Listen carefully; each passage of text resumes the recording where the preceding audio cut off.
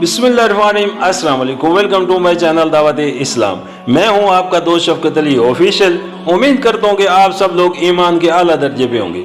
सूरतुल निसा की आयत नंबर 168 का तर्जमा इस तरह, जिन लोगों ने कुफर व बगावत का तरीका इख्तियार किया और जुल्म व सितम पर उतर आए, अल्लाह उनको हरगिज माफ न करेगा।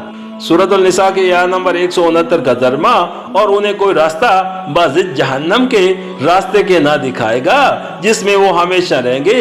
अल्लाह के लिए ये कोई मुश्किल काम नहीं है।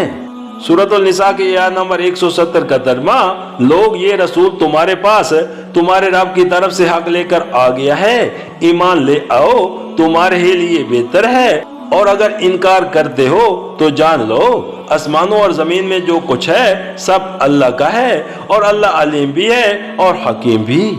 सूरतुल निसा हाशिया नंबर 209, यानी जमीन और आसमान के मालिक की नाफरमानी करके तुम उसका कोई नुकसान नहीं कर सकते।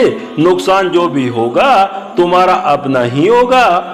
सूरतुल निसा हाशिया नंबर 210, यानी तुम्हारा खुदा ना तो बेखबर है कि उसकी सल्तनत में रहते हुए तुम शरारतें करो और उसे मालूम ना हो, और ना वो नादान है कि उसे अपने फरमान की खिलाफ वर्जी करने वालों से निपटने का तरीका ना आता हो।